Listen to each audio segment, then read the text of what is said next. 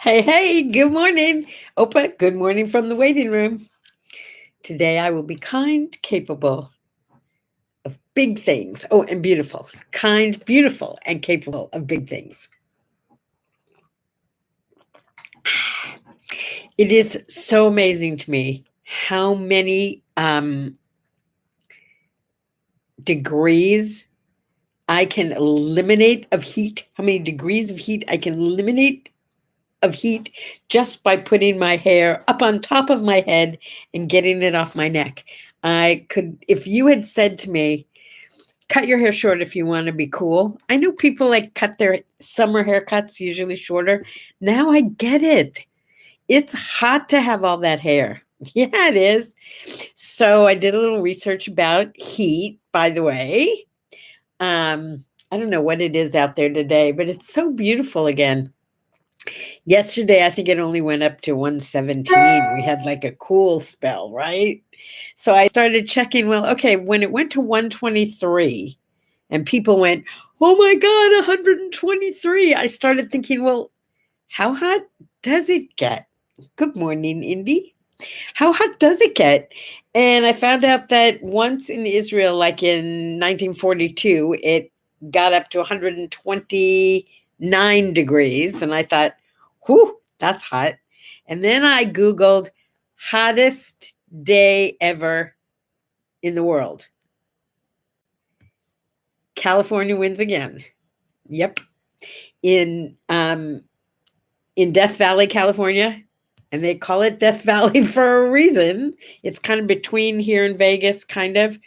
134.1 degrees in 1913. And it's hit over 130 like a half a dozen times. This place gets pretty hot, this desert of ours. Yeah, it does. It does, but it's so beautiful. And so here's some things that I discovered to stay warm. I mean, in some places that I read, it said today is the summer solstice. Some places say yesterday. It has nothing to do with how hot it is, by the way. It's how long the day is, and that the sun doesn't come up at all in, I don't know, Antarctica or something like that, whatever. You have a gray day there? Rainy and gray? Oh my goodness, Opa. 65 rainy and gray. Here it is. Wait a minute. Let me check for you. Okay, I can do this. It is so far, it says it's drizzling here. I don't see any drizzle, but the grass could sure use it. So it'd be okay with me if it drizzles a little. Drizzle is okay, by the way. It's rain I don't like. Drizzle doesn't bother me. But it's only in the 80s. Yeah, it's not going to even hit the 90s till 9, and it won't hit 100 until 11. And then it's supposed to go up to, oh, 111. That's it. I mean, piece of cake, right? So, what do I do to stay cool? That's what I wanted to talk about just for a minute. What did Indy and I do all day yesterday? Because it was so dang hot. And here it is Sunday. It's his weekend. He has no patients to see. It's play day. We could go somewhere. No, neither one of us had the energy to go anywhere. First of all, I noticed that when I'm really warm, I get very lethargic. I think everybody maybe does. The chickens were hiding out in the shade, and we put fans out there for them, and they were, like making noise and having their little beaks be open like they were grabbing for the air. The dogs were fine. They just stayed inside in air-conditioned splendor. I wanted to bring the chickens in so badly, but where would we put them that they wouldn't get eaten by the dogs? Yeah, that's the problem. Because as Indy likes to say, everybody likes chicken. Yeah, I know. Okay, so we stayed inside and we binge watched Game of Thrones. I mean, what better to do on a hot Sunday, right? And snacked, a little snacks. Not a lot of snacks. Interesting. Not a lot of snacks. But we did binge watch Game of Thrones. And here's what I discovered that I really like since it got really hot. Do you remember you used to make sun tea? You'd put your tea bags and your water in a glass pitcher of some kind and stick it outside for a half an hour and let it brew. Turns out you can brew tea in the house, in the refrigerator. Doesn't seem to make any difference. But somehow iced tea is so refreshing. And I've been drinking way more than my share, which I think will make my children very happy because it means I'm drinking a whole lot less Diet Coke. Yeah. I'm not supposed to drink Diet Coke, I guess. I don't know. How can you not be a fan of chicken, Opa? Everybody likes chicken. Didn't you know that? I love chicken myself. Personally, I love chicken. And yesterday, so I had this smoker bag that was still in the package. I probably had it for, I don't know, probably came with a barbecue 10 years ago. I have no idea where I got it. But for some reason, I didn't throw it away. And even in the move, it made it here. Indy found it, thought it looked interesting. And he made the chicken in this smoker bag on the barbecue.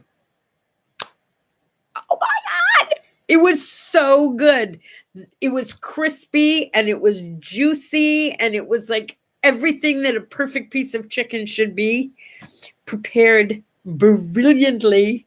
And it was so delicious. Totally, totally delicious. Anyway, turns out that I really do like iced tea. I did like the smoker bag. But here's the thing that's kind of surprised me. You know where I go to cool off? The hot tub. Seriously.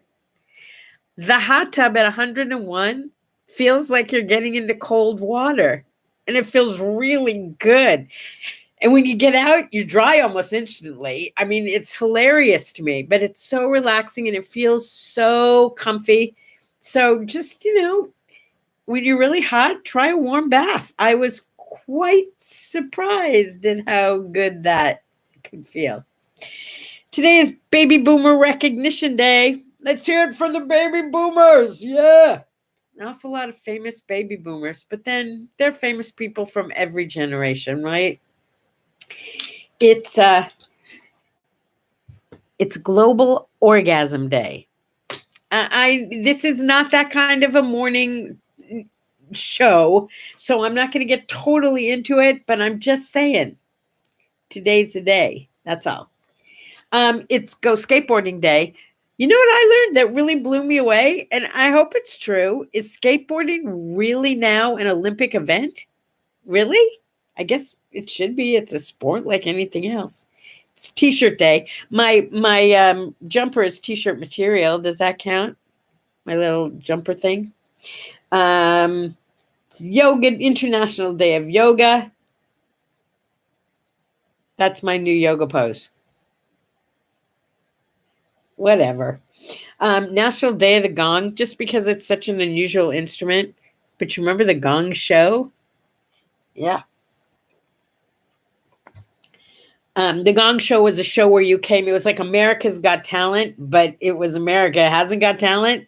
So you'd come on and do some stupid act, and then you'd get the gong and you'd get thrown off the show. And I think it was kind of mean because I think a lot of people tried out for that show because they really thought they did have some great talent. It is National Dog Party Day.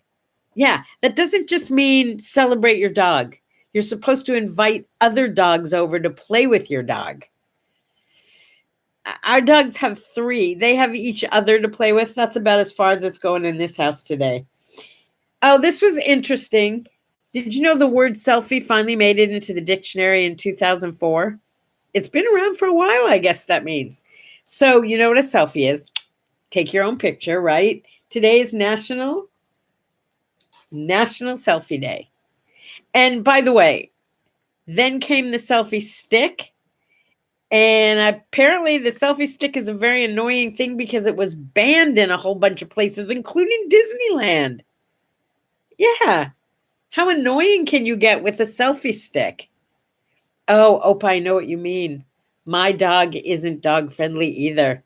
Although, when we had people over like a week and a half ago, one of my friends called and said, hey, I have to bring my dog. Is that okay? But Archie's little, I'll keep Archie in a bag. So I said, sure, bring Archie over. That'd be fine. Archie came over.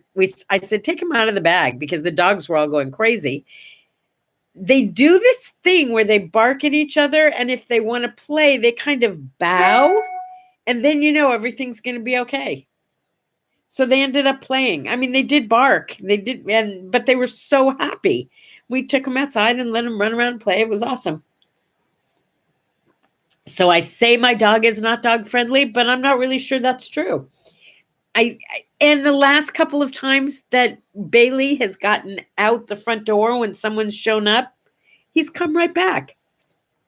I don't know. He's still a pain in the neck, but I think he's getting better. No, not being better at being a pain in the neck, but just being a nicer dog. I thought yesterday was Prime Day, but maybe today is Amazon Prime Day. And honestly, I think that means they have sales, but you'll have to find out for yourself because I'm not into that. So I don't know what that means. It's Take Your Cat to Work Day. Yeah, not happening here. We don't have a cat. It's also World Giraffe Day and World Music Day. Make music. Yeah, today's a good day to make music with whatever you have. Yeah, don't forget I have my little poi balls so I can enjoy the music. Woo! Happy Poi Ball Day. Happy birthday to Prince William. Prince William was also the Duke of Cambridge. I don't know, does he someday become, is he the heir apparent, so to speak? I don't know. Does he become king? He and Kate, king and queen? I don't know. I kind of think of William and Kate as being the good prince and the good princess. And then there's, then there's his brother Harry and Meghan, and they're kind of, there've been a lot of talk lately about people who are born into royalty and give it all up. Well, okay, only one. We talked about Wallace, what's her name? And now I'm thinking Meghan and Harry left England, came back to the States. I don't know what that's about. I don't know. She'll only be a princess ever. Oh, Kate can never be queen. She will only be princess. Poor thing. I guess watching Game of Thrones has just really made me start thinking about who's the king, who's the queen, who's in charge, what does it take? It's ugh. This is the anniversary of the death of Carol O'Connor. Carol O'Connor, Archie, All in the Family. Come on, you watched it. Well, at least if you're my age, it was like, whew, it was groundbreaking, totally groundbreaking. Here's this guy who's saying out loud what other people were quietly saying. And you realize that he was just uneducated and stupid, or at least that's the way I looked at it. 1867, Alaska was purchased from Russia for $7.2 million. That's about the value of, 20 minutes worth of the oil we get from Alaska in one day. Have you been to Alaska? It is magnificent. Absolutely magnificent. I went on a family trip to Alaska, went with my mother, my grandson. I told you I did a lot of traveling with that threesome. Fritzy, Max, and Sandy. We all shared a giant stateroom. I mean, like I couldn't believe it. I thought all staterooms were these tiny little things. Ours was really big, with their own bathroom and our own patio outside to go sit outside and watch the icebergs. And anyway, went with them and with my brother and his whole family, his kids and their kids, and like that. It was so gorgeous. I think I might have mentioned that we went, it was Fritzy's birthday, 90 something, I don't remember, early on. But she got sick like almost every night we were on the trip. I spent it in the infirmary with her. Yeah, so I didn't get to see as much of Alaska as I would have liked, but what I did see was magnificent, and I'd like to go back. That's all I can tell you. It was a wonderland. It was, and the animals there, so many eagles. I can't even believe how many eagles we saw. Yeah, that part was loved that part. The eagles were just everywhere. I didn't see any bears, not this trip or that trip. In 1893, George Washington Gale Ferris Jr.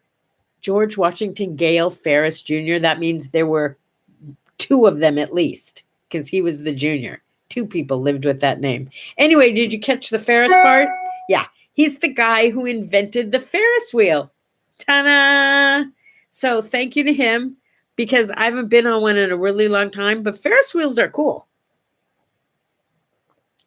As long as they don't get stuck. Did you ever get stuck at the top of a Ferris wheel? You know, like it's going around and you get up to the top and then it just stops and you think you're going to be stuck there forever? Yeah, I remember that happened once in an amusement park.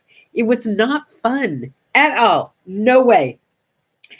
In 1768, what was his name? John Archer. Dr. John Archer got the first ever medical diploma. I think it was Philadelphia. Yeah, that's right. In Philadelphia. And it made me start thinking. I used to tell people, I still do.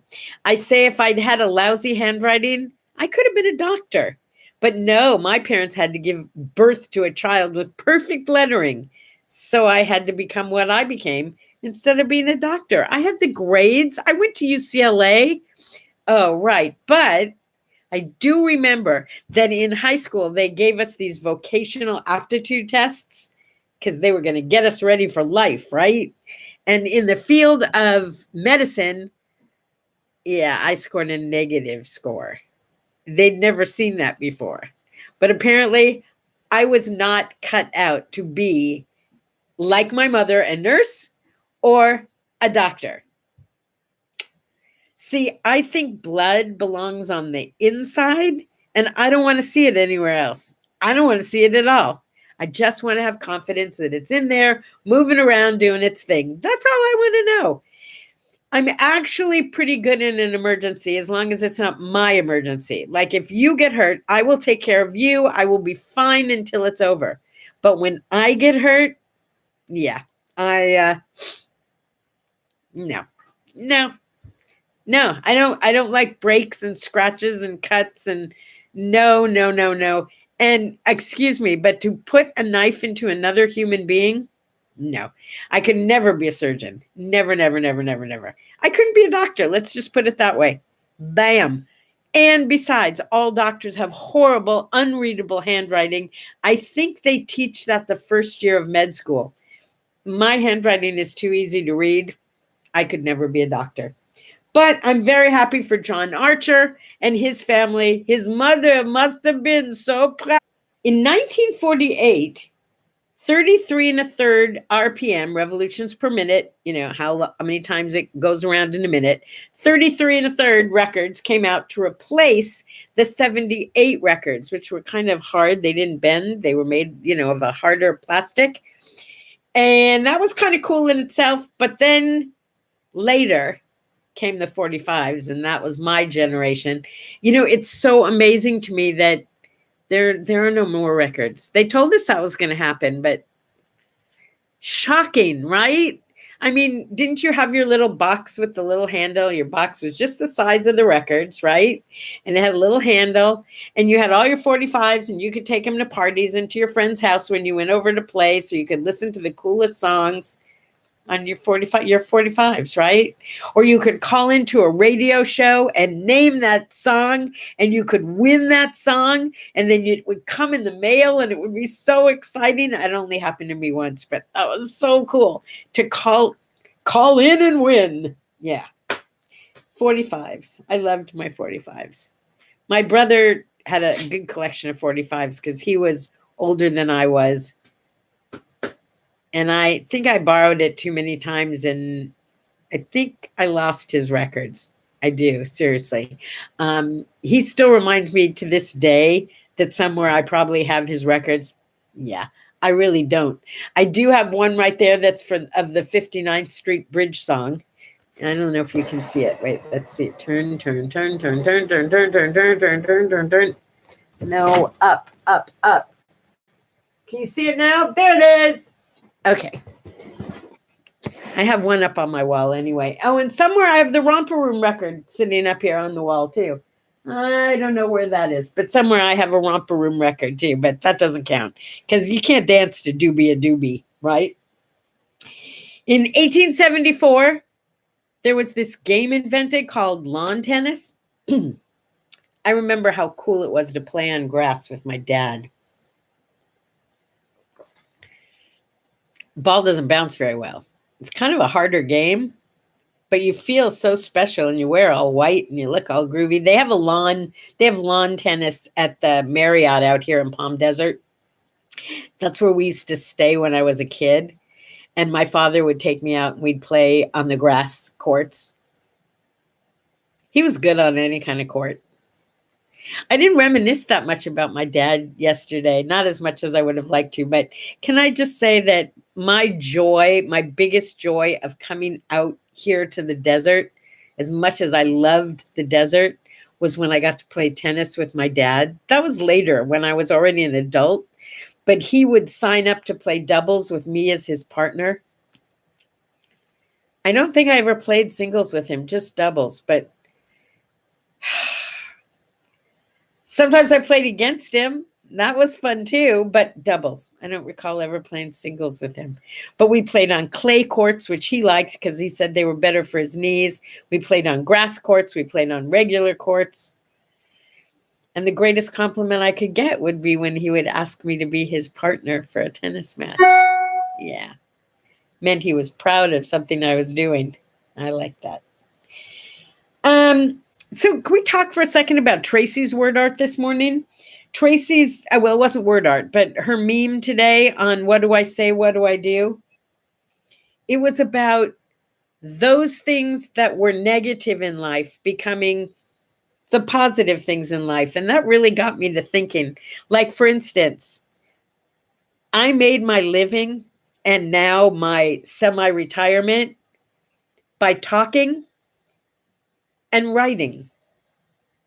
I do. I mean, that's what I do.